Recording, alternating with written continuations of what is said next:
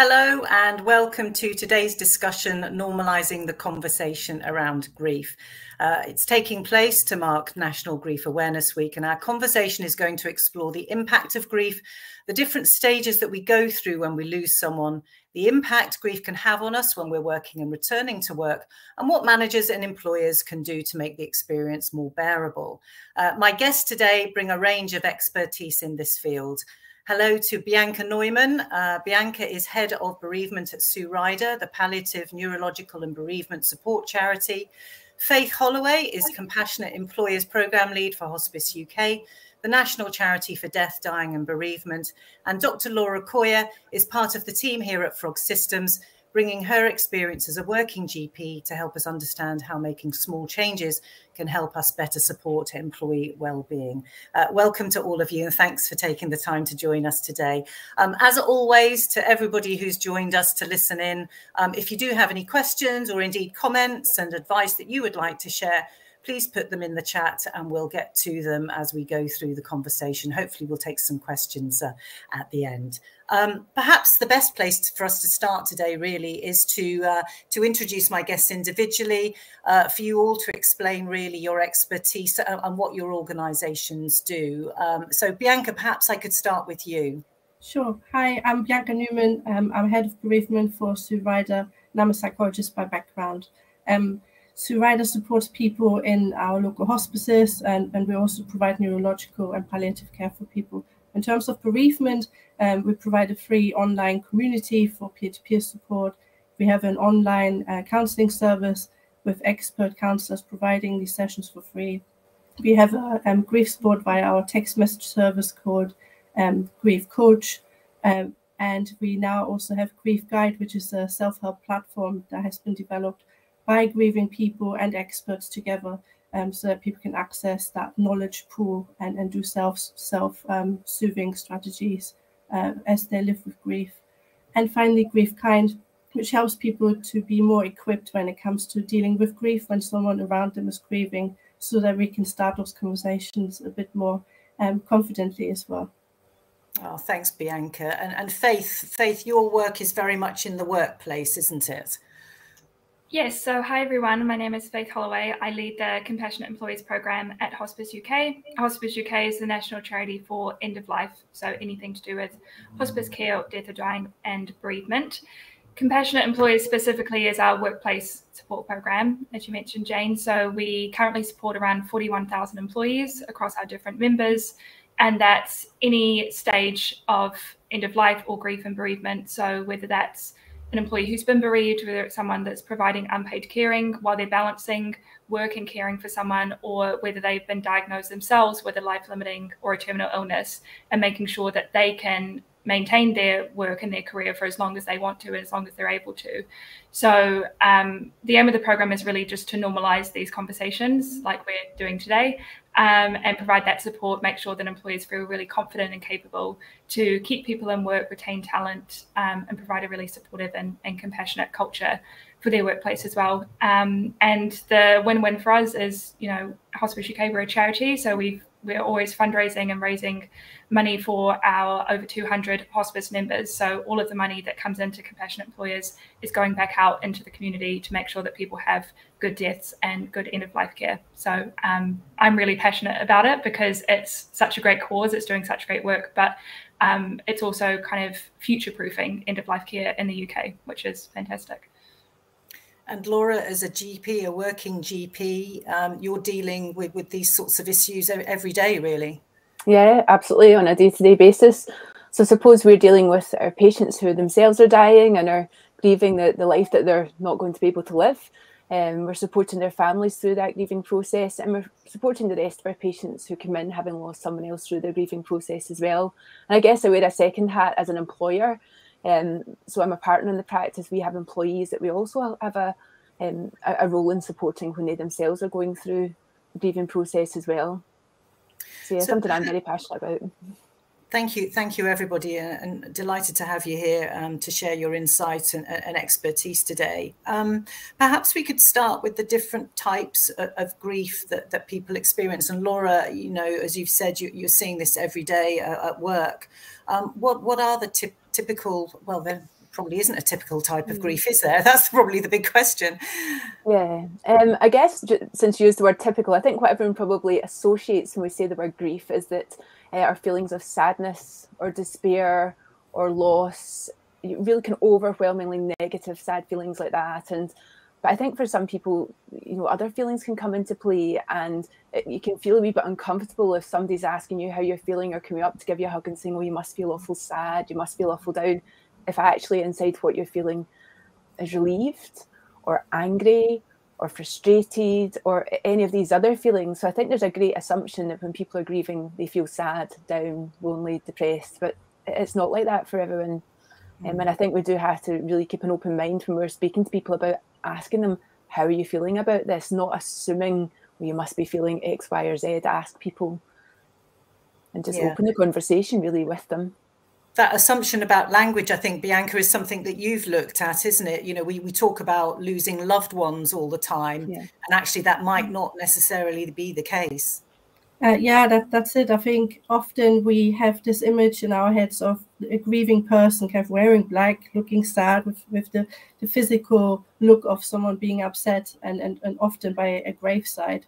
But actually, grief is more than that, and it also comes with relationships. So as we live with grief, it's also around not just the psychological aspects of that, but how the relationship to the deceased develops and changes. So a lot of people who are grieving will over time have look in the mirror and say, oh, I'm starting to look like my mum, you know, and you start to have that sweet and bitter and all sorts of feelings in you around that. And as you recognize how you move on with life with grief as well, or how people, when they become mothers, for example, or fathers, start to then refer back to, oh, I wonder what it was like for me when this person was still alive. And you start to have this internal and sometimes external dialogue with the person that has died. And so that can be, you know, reviewing the past in a positive or a very complex light sometimes. So yes, it's not often just a loved one that has died. It can come with a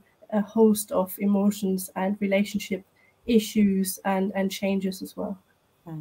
And the Sue Ryder, you've done quite a lot of research, haven't you, on the sort of last couple of years and how the pandemic impacted on bereavement and the rising number of people who dealt with death and loss during that period of time. And also then we've seen that sort of collective grief of the loss of the Queen this year as well. You know, it can be a community thing, it can be an individual thing, it can be a workplace thing. That there are so many different situations we find ourselves in, don't we?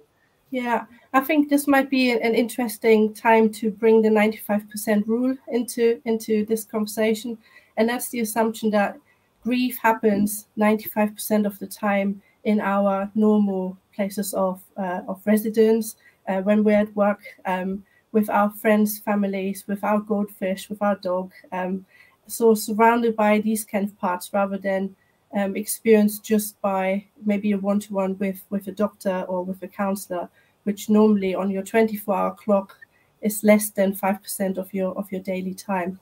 So a lot of grief happens in our communities, in our day-to-day living, which is why, you know, grieving at work is such a big thing, because we tend to spend a lot of hours at work. And when we had the pandemic, a lot of people lost a big part of that community feel, a lot of that support that they would normally use and access to, I guess, navigate their grief. So when we have our friends and family, and we know from research that's the most useful group that people can access when it comes to living with grief. If we have less contact with those because there were restrictions, then we have less of that usual ability to let that grief out or to work with that grief or exchange around the grief with someone.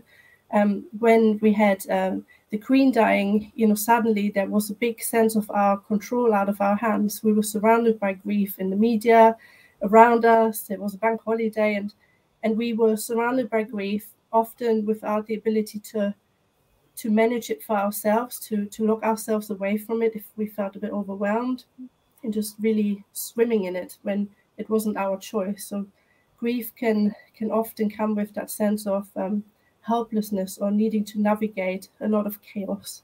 And if the world around us becomes chaos and we don't have our usual routines like we had at during COVID, the acute times, then again, we feel like that stable base that we were trying to maintain is taken away from us as well. Faith, in the workplace, obviously, everything that Bianca said there, is swirling around as you're probably trying to deal with what's happened, still possibly at work for a few days, asking for some time off, which there's no legal right to, I believe. Is that right? So there's a whole complicated set of issues that you face when you're actually dealing with grief and still trying to be a working person going into your job every day.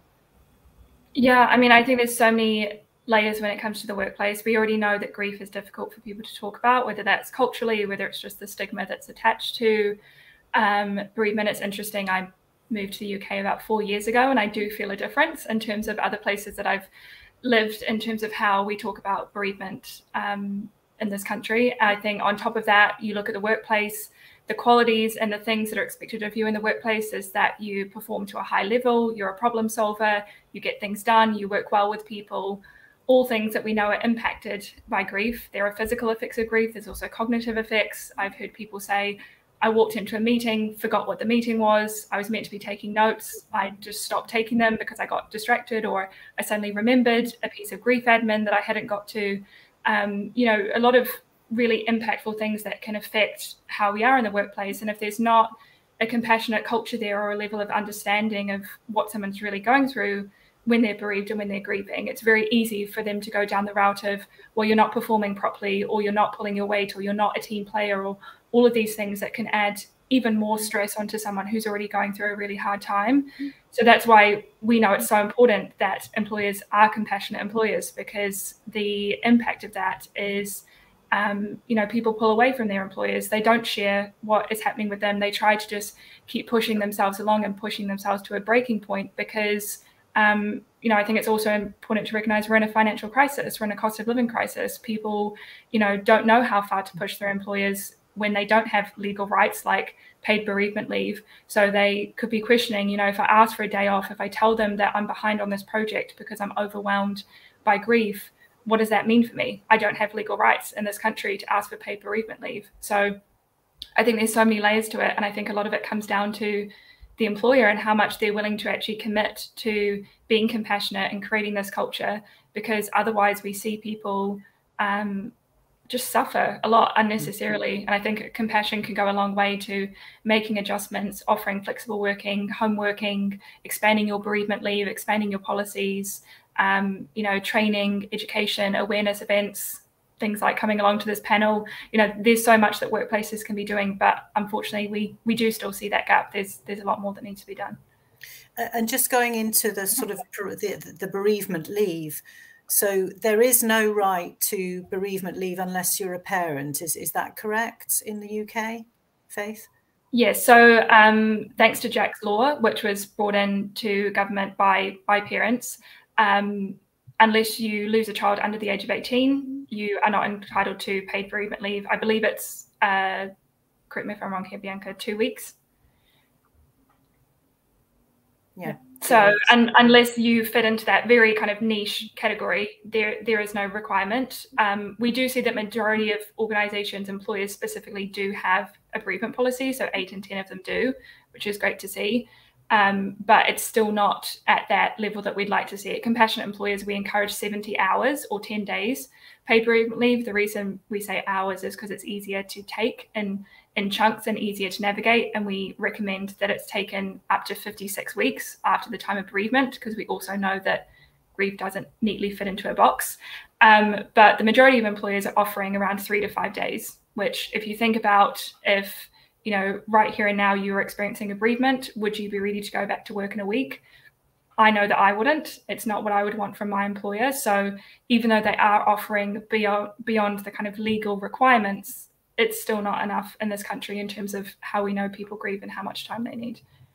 Can I also add to this briefly, just around the system impact of grief, because often people are in some very smoothly run systems. That's from how I get to work in the morning to who takes the child to school to who has the caring responsibilities at home for someone who needs caring. And then when that one key person in that very smoothly run, mechanical way of how we sometimes have to build our structures and routines isn't there anymore, that can really impact on how people get to work in the mornings, if they can get to work in the mornings in the first place.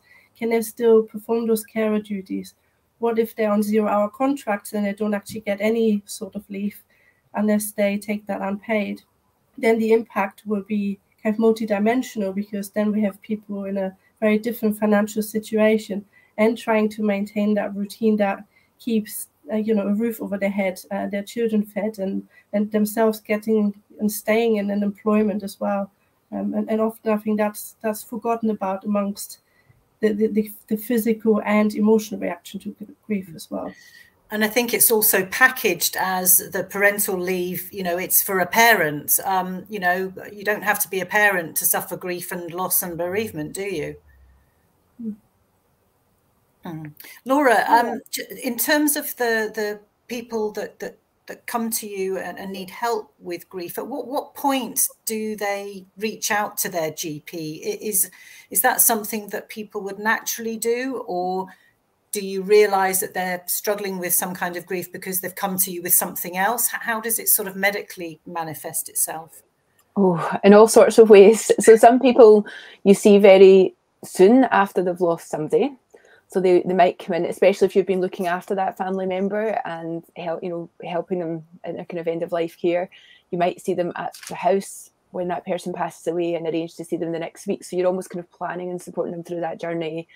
Other people come in within the first few weeks, and they might at that point be looking for things like help with some time off work, or a bit of simple advice, or to be referred on to someone like Bianca or Faith or one of their organisations. But interestingly, you see quite a number of people weeks, months and years down the line who are still struggling with grief. And I think there is what Bianca's already alluded to, that kind of feeling that grief is something that happens over the few weeks after somebody dies.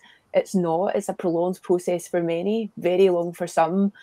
So often I will see people who come in with physical symptoms like chest pain, insomnia, palpitations, and actually when you dig deep down below it, it's either the grief that's brought on those symptoms, or again, what Bianca's alluded to, the having to struggle to cope with the knock-on effect of losing that person. So, for example, if it's your mum who's died and your dad has got cognitive impairment, you might then also have to become that carer for your dad, as well as juggling the kids and work and everything. So you're grieving for your mum, but having to add to your already stressful life as well. So, months or years down the line, we can see people who come in either directly asking for help with grief or with other symptoms that actually have manifested because that person is grieving and has lost somebody. It's really very complex. Thank you for the comments that you're making. I'll just pick up on one that Rebecca has posted. She thanks us for the session. So we're glad we can help here, Rebecca, and hope this is useful to you. Rebecca lost her dad 3 weeks ago, and she said that she was lucky that she was able to have 3 weeks paid leave. However, she's now back at work and don't think that she's really ready, but they don't seem to understand that. Bianca, that's not an uncommon experience, really, is it? How could Rebecca maybe approach her employer about this and explain this to them? It's often a question of allowing that time in the workplace. So ask your boss to make time for a one-to-one meeting and explain just how grief is impacting you, because people might have those very traditional or maybe outdated or non-existent ideas around how grief looks like, how it should manifest. And when you're back at work and you're 100% ready to work. So it's probably around opening that communication and asking for regular checking-ins and saying what it is that you think you need. Because when we respond to grief as employers, it needs to be very one-to-one centered rather than having an overall umbrella approach as well. So make sure that they hear what it is that you need for your grief right now, and maybe make some kind of plan around what you might need going forward. Do you have an EAP and an employee assistance program that you can maybe access some further support and assistance as well, which is something that your manager should be able to arrange for you if unless you can do that yourself and register for it yourself. But it's also around sharing what it's really hard sometimes to say out loud. So my bereavement feels like, and this is how it's impacting me, and my worries are that. And it's for people to hear that, and it might be the first time that that person hears it.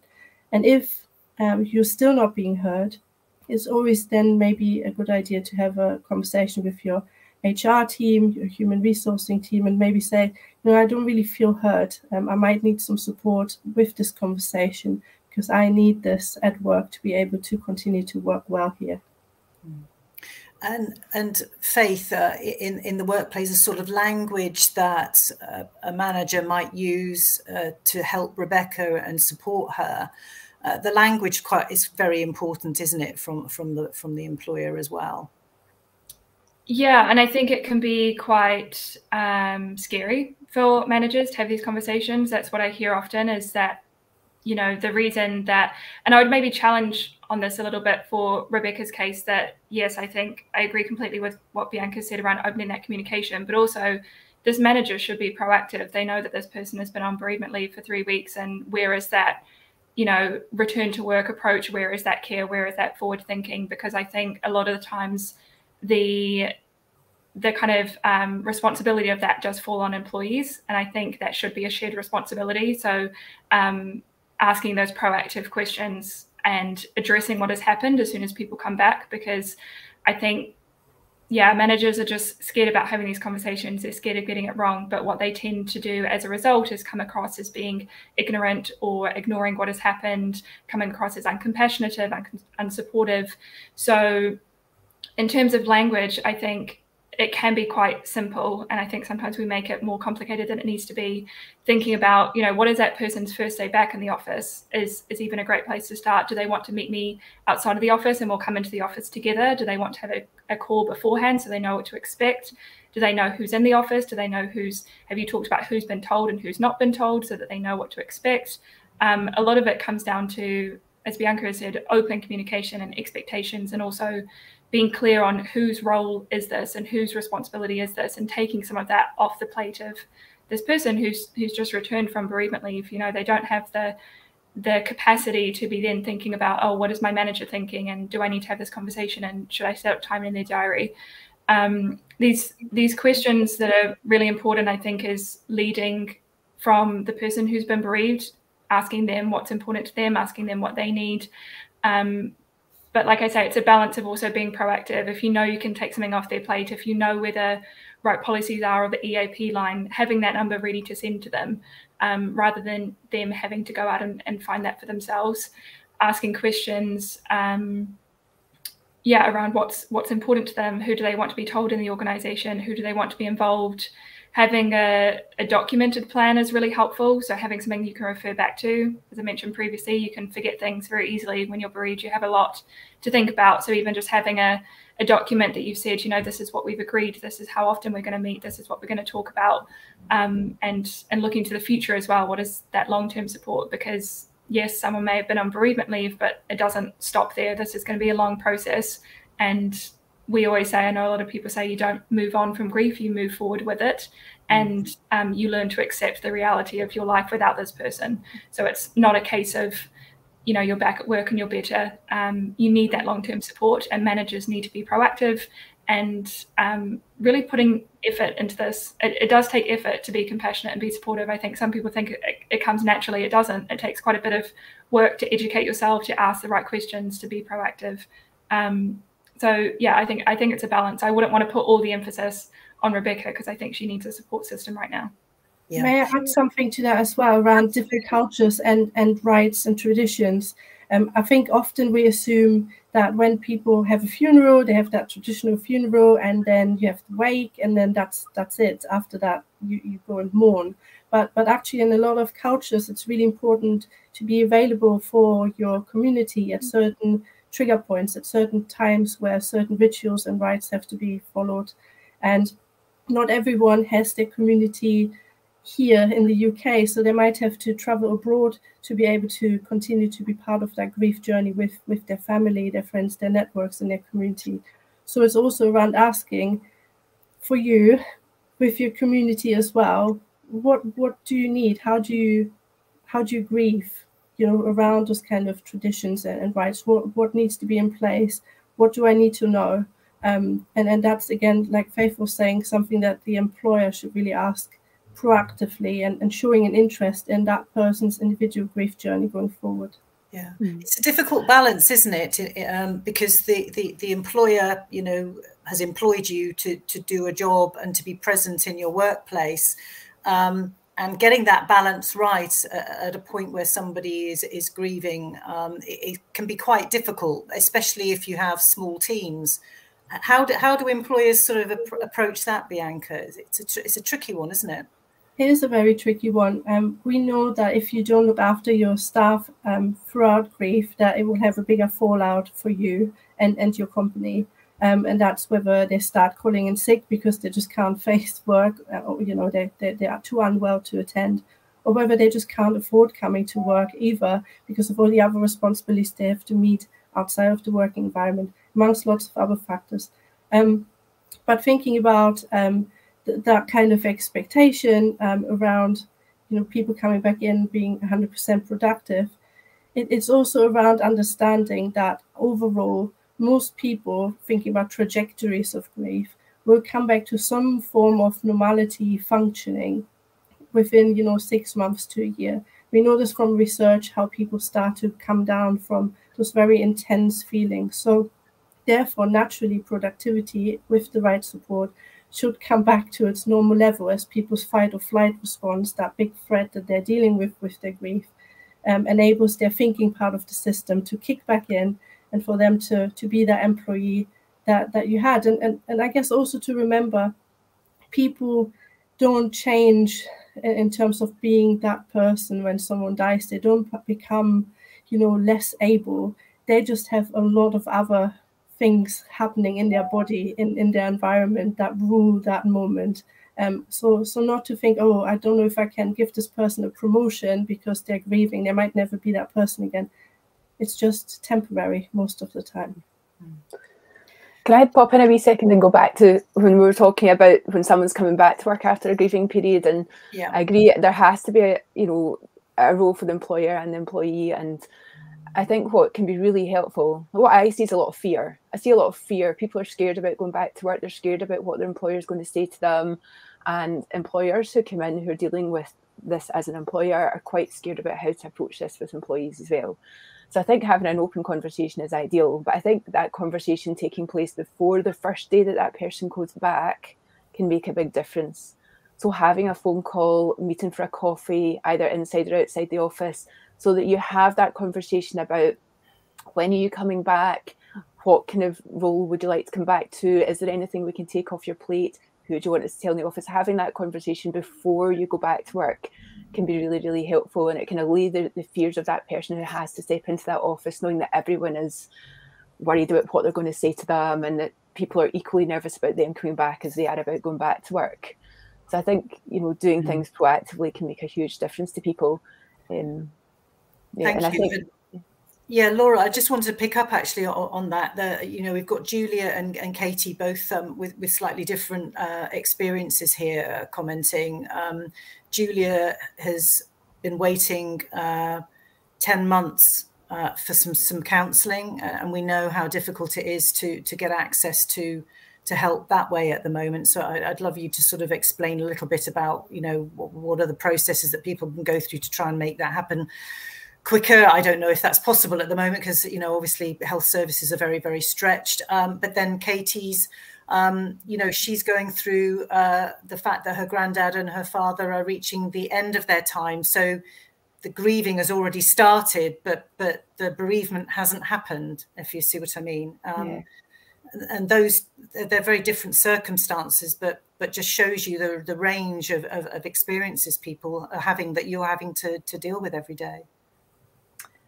Yeah, I mean, Bianca might be a good person to pick up on this one as well. But if you have somebody who you know is in the last stages of their life, or someone who's got a chronic neurological condition, or someone who has got dementia, or something that you know is a slow process but is ultimately going to result in them dying and you losing them, you almost go through that grieving process twice. It's as if you're losing that person that you knew and loved as their condition progresses, and then losing them again when they die.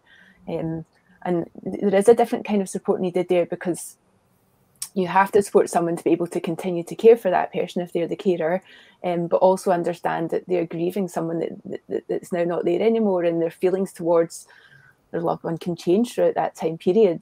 And then you have to then support them through that big expanse when that person's no longer there, both emotionally and physically. So I don't know whether Bianca wants to pick up on that at all. I know you've got a lot of experience in that.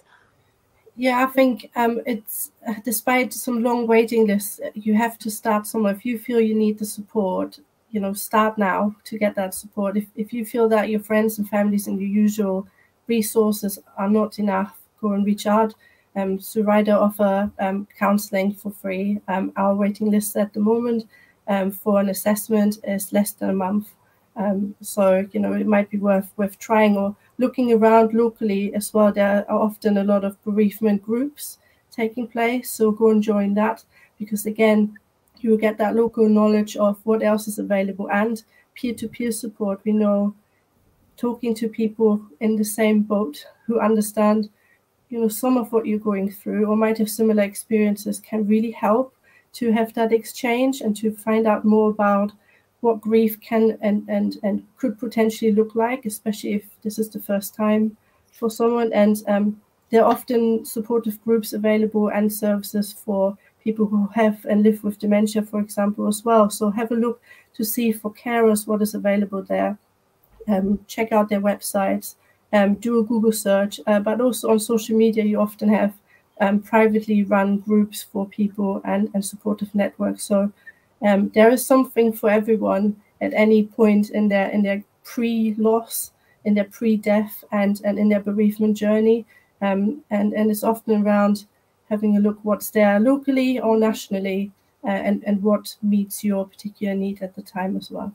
Yeah, I would say that sadly the voluntary and charity sector are probably better at doing this and supporting people than we are in the NHS, unfortunately. But as Bianca said, I'd say there's an organisation out for most things. Yeah. And Katie, we'll put some links in when we share the recording as well, so that you know, all the helplines are there, and it may be that one of the charities like Sue Ryder or Cruise can help you out and get you some counselling a little bit earlier than you know, the time that you've had to wait so far. And Julia, I'm sorry to hear what you're going through. And Katie, yeah, you know, I'm not quite sure what the reason are that for the end of life that you're expecting with your dad and granddad. But again, you know, if it's anything to do with dementia, for instance, the Alzheimer's Society has a lot of support available now, and that's worth looking at if that's the reason that a bit behind what you're going through.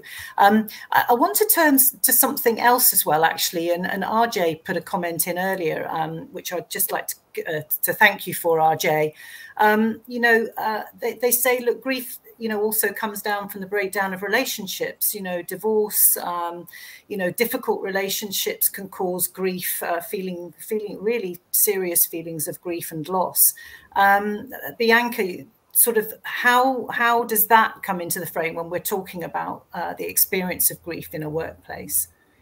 Well, grief is our natural reaction to loss of any kind, and it often starts from when we're separated from the person that's giving birth to us. So long time ago for some of us, when we first separated from that person's body, and then maybe we're moved into a room of our own, those reactions to that loss, that distance to that person we have a relationship with, creates a lot of different feelings in us. Normally, you know, those that we might recognize in grief for a person, like, you know, separation anxiety, that low mood, and not getting that soothing that we get from the person that we normally relate to.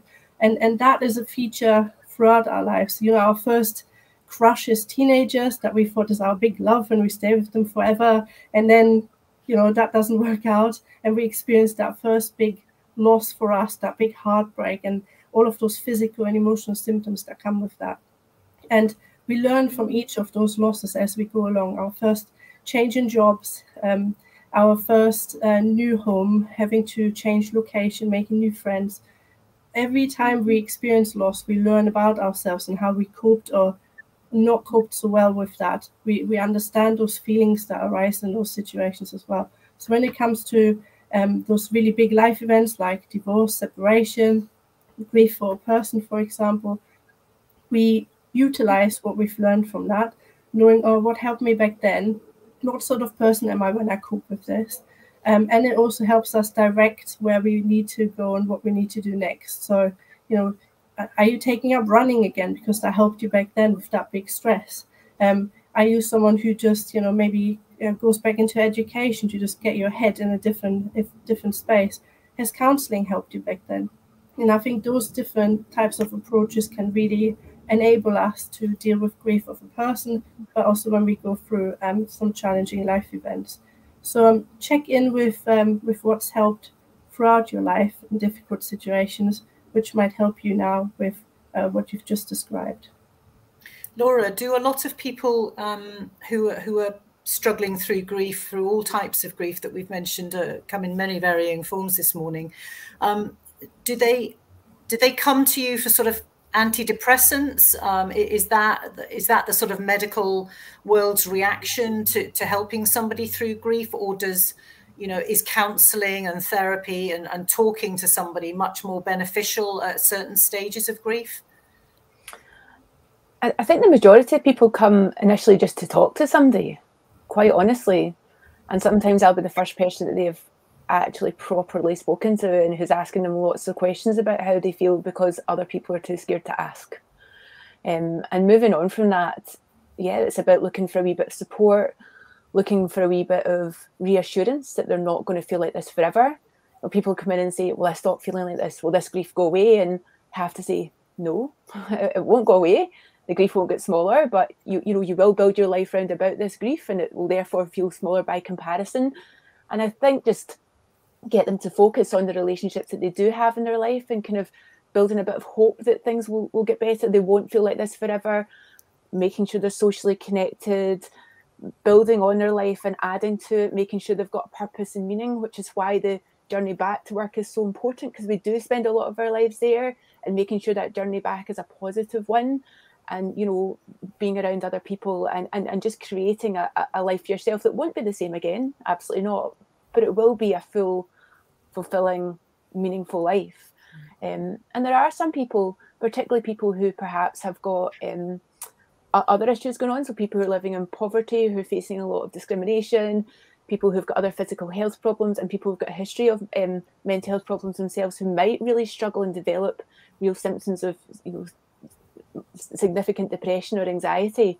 And in those people, we would ultimately discuss medication with them, but as part of a programme that also looks at what they're doing in their day-to-day life and incorporates different types of therapies, not just counselling, because we know that talking therapies like counselling don't work for everyone as well. So there's lots of avenues that we can explore with people. But the big thing is opening up conversation and encouraging other people to talk about grief so that people can find support. So let's spend a little bit of time towards the end of this conversation really sort of delving into what we can do in the workplace then. And Faith, you've got the Hospice UK have set up a sort of mini assessment that companies can do just to sort of find out where they are and benchmark themselves at the moment.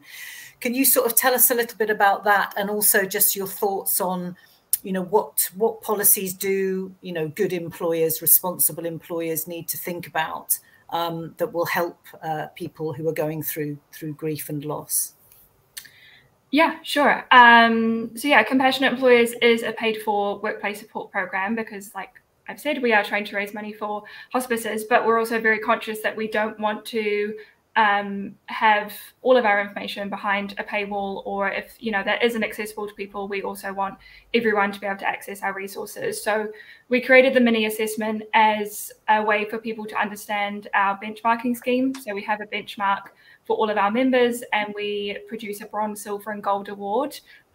We recently had our very first gold compassionate employer, which was Aviva, who announced that earlier last week.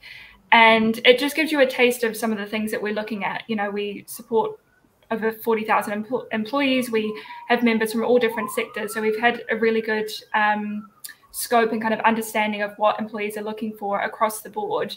And we take that and put it into our assessment. And this gives you just a little taste of where you stack up in the market. Because I think sometimes, you know, we don't talk about these topics very often. We don't share information, particularly with our competitors. We're not going out to our competitors and saying, oh, what's your bereavement leave policy? Because we don't want to share that sensitive information. So it's a really good way to just get a bit of a temperature check on how you stack up and if you're falling behind the curve or if you're actually being quite progressive as an employer. The main things that we look at are practical support, so things like your policy, what support you offer, things like EAP that we've mentioned. In terms of policies, we do ask for a few specific policies, specifically from our gold members. So that would be your bereavement leave or compassionate leave, flexible working, because we also support carers. So flexible working is really important to have in place. Or if you're bereaved as well, that can be quite helpful to be able to juggle any other caring responsibilities that you have. A terminal illness policy, which is very rare. We rarely see that in organizations, which I think is quite interesting.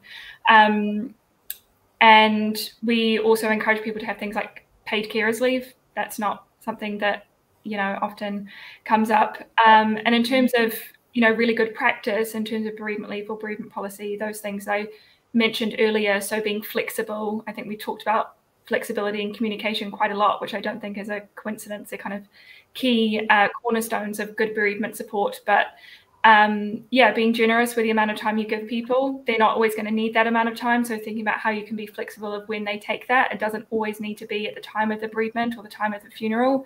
It could be 6 months down the line, a year down the line. We've talked about inclusive practices and D&I. So I know from talking with other people in my network or colleagues that there are many mourning practices that don't happen in those first few days, weeks, or even months. They can happen long time down the line. So how your policy is inclusive of that. We often talk about, you know, this idea of loved ones, which we've already talked about, but also close relative and not close relative. We scrap that completely in our policies. We let people decide who is close to them because they will know that best. You don't need to tell someone whether someone is a close relative. I've heard of plenty of people who have lost a step parent, someone who is not biologically related to them. That is just as, if not more so, devastating as losing a blood relative. Also, one's pet as well. We have that a lot where people don't feel like they can actually talk about how difficult the death of their pet was because that was the closest relationship that they had in their life. Yeah, absolutely. Yeah, I think, just that flexibility in general, you know, have that policy in place so that you have that process and it's not overwhelming for someone when they're bereaved. But that policy should be a living, breathing document. It's a conversation. It's an invitation to talk about your bereavement, to know that there's support in place and it's thought about and there is a proactive approach to it. But it should always be tailored to the person because every person is different. I'm yet to meet someone, even if they're grieving the same person in a workplace, who has reacted the same way. So it's really important that that's flexible. Yeah. And Bianca, you know, Sue Ryder, the research that you've done, what has that thrown up about, following on from what Faith said about what employers should be doing? Yeah, I guess it's also around really listening into what everyone within that family framework. So often we refer to our people at work as our work family, right? So it's also around ensuring that the people at work are supported. So here, for example, we had someone who recently talked about a colleague dying and the impact on the colleagues at work going through that. So here, it wasn't so much around giving people bereavement leave, for example, but really having a team conversation and maybe some debrief around how you're experiencing this person's death as well. And then also practically as a person for another person, can you offer them a lift to work because waiting for the bus now that the person who used to do the driving has died is no longer there? You know, can you add to their life as they live with grief as well? And being maybe that person to help them signpost. So we found that a lot of people don't really know where to turn when they're grieving first for all those issues that come up, like their new financial circumstances, or knowing, you know, what kind of services maybe to ask for advice or to check in with. If you can be that signposting person to your colleague as well, or as an employer, as a boss, if all else fails and you're not the most empathetic person that can have those really emotional conversations, the one thing you can do, and you can do very well, is knowing who can have those conversations around you, whether that's someone else in your team that is specifically good at doing these kind of emotional health talks, or whether you know what to advise that person to go to and for. So it's knowing what your strengths are as well as your weaknesses, and then knowing what you can do about helping that person in front of you. And those practical things, Laura, are really important, aren't they? You know, as Bianca was saying, not every manager would know what to say, where to start a conversation. But also, one of the things that you touched on there, Bianca, as well, is that sudden loss of somebody in the workplace in your team and how that affects team dynamics. Laura, as a human being, you know, who works in teams in your own surgery, you know, what can we do as colleagues to sort of help ourselves through if somebody that we've been close to in the workplace, you know, is no longer there? Well, just support each other as you would do through any, I suppose, crisis is the word I suppose I want to use here, because it does feel like that when you lose someone in the workplace. So yeah, talk to each other about that person. Keep the conversation around and going. Make sure you're meeting for coffee.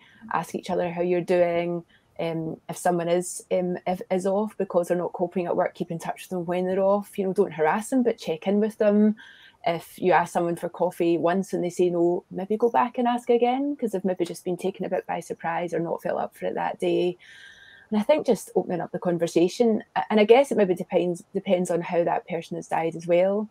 It can be very different if this has been an unexpected death and they've been off work for quite a while, or if they died suddenly, or if someone has taken their own life. It can be very difficult as well. And those situations in particular can be very difficult for a workplace, because as well as a lot of sadness, and there can be a lot of kind of guilt and kind of retrospective, you know, thinking about situations like that. So grief does come in many ways and for many reasons. And I think it is just about being very aware of how other people's feelings might be the same as yours, or indeed very different, and just keeping, again, the channels of communication open and just trying to be compassionate to each other, I think. One thing that we haven't touched on, and I just suddenly sort of thought about it, is, you know, if somebody at work, a colleague, you know, is no longer with you, there's still a trail of their communication. There's still their presence on the channels that you use to communicate as well, isn't there? And that's very difficult. It's very difficult. So, yeah, and I think even, I suppose I'm thinking of an example of, for example, if you're in a school and one of your colleagues who's a teacher dies, there's even things like all their classwork on the walls, all their stuff in the cupboard. And, you know, physically dealing with these things, as in taking them down, knowing what to do with them, communicating with their family, is just as challenging as actually getting through the emotional side of it yourself. There's some real kind of practicalities that can be difficult that come along with losing somebody, as well as the emotional aspects of grief. So yeah, these things often bring people in to see me, when actually it's these very practical things that can be the big hurdle, you know. And it can seem very final to take people off of group chats, or to take people's Facebook pages down, or take their work off the wall. All these things can seem very final, and it's a big responsibility for the person who's left doing that, really. Could I add to that as well quickly? I think often, particularly what I find in my work with rescue professions, so the therapist, the ambulance crew, doctors, nurses, you name it. I think often there's this big sense of not wanting to lose face as well. So if you're a rescuer and you suddenly have this need yourself to be helped or to be supported, it often takes a lot and to actually reach out to someone to help them. So for suddenly becoming someone who's used to helping, to becoming the helped person. And there are some very tricky conversations to be had, because it comes with, how do I see myself when I look in the mirror? Who am I? And when that gets disrupted through grief, and you become this person who might need something. Often people either don't come out and say, I need something, and they try and self-medicate or deal with it themselves. So those people particularly might need a bit more support and pushing into those conversations of, look, you know, it would be normal for you to feel these things or to experience those feelings, and I'm here to help you, and it's okay. And for that culture and that workplace to be supportive and healthy enough to make people feel confident and safe to actually let their guards down a bit and say, do you know what, I'm actually struggling and I'm not used to being the person struggling. Yeah. We're nearly time to end the conversation today, so perhaps I could just sort of go around the table and just ask you for a, you know, maybe a sort of a key piece of advice for particularly the people who've got to manage this in the workplace. Faith, perhaps I could start with you. You know, is there sort of one, you know, what would your sort of top piece of advice be really for a, you know, an HR manager, a team leader, you know, if they're having to deal with this situation, situation of grief or bereavement in the workplace? I think for me, I mean, main things that have come out of this conversation as well is the importance of communication, of people feeling confident to actually start this conversation, not to make assumptions, to take the other person's lead, to be aware of what that person needs from you and what you can provide, and identifying the gaps in that and creating a support plan together. I think flexibility is a big one, not assuming that you're going to get it perfect the first time. You might have to reassess this plan, or, you know, reach out multiple times before you get a response from the person. And I think in general, just, you know, giving yourself a bit of grace as well.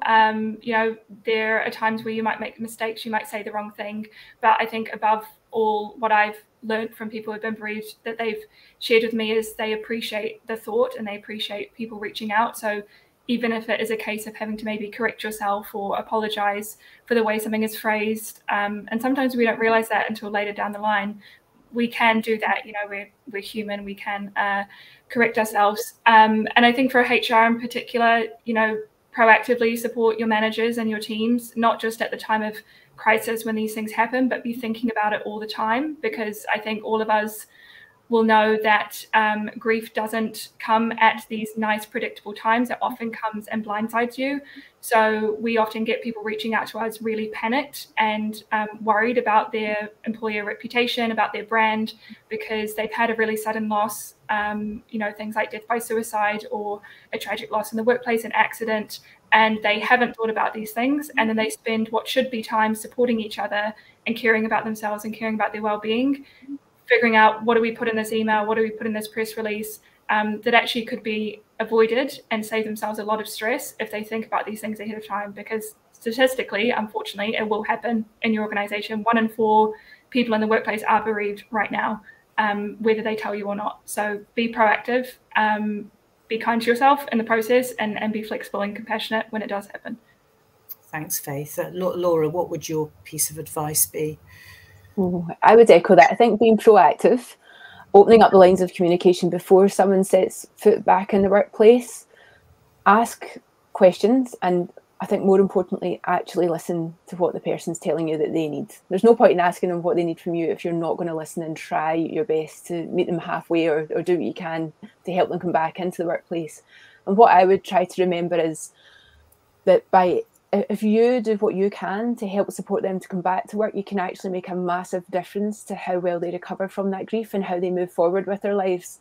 And actually, as a manager, that can be a really rewarding thing to know that you've helped somebody move through that period in their life. So there's a lot you can get out of it yourself as well. While it might be a difficult situation, there's a lot of learning for you and a lot of positive feeling toward yourself that you get out of supporting people through these journeys. Brilliant. Thanks, Laura. And Bianca? Yeah, I think it's about making room to start with. So thinking about those templates that we like to use for taking notes around team meetings, one-to-ones, appraisals, and embedding as point 1 to address, how's your mental health and how have you been doing with your grief?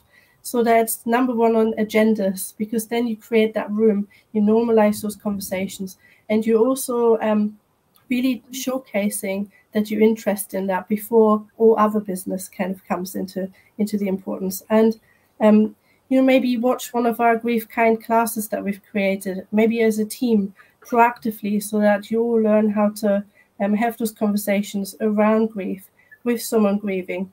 And when that's, you know, a big group effort, then for the individual who is grieving in that, it feels less threatening, and it feels more like, hey, this is an environment that I can thrive in, and I can work with my grief whilst working as well.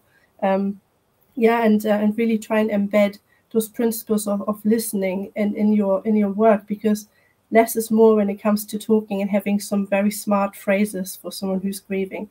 Because you're not going to fix the person who's grieving. You're not going to take away those intense feelings and those experiences that come with grief. But you can support them as they figure out how living with grief looks like and works. Thank you very much, all three of you. And the signposting is super important as well, to be able to point people to places of help.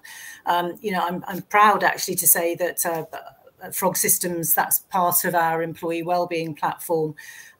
You can find out more about what we do by visiting our website, frogsystems.co.uk.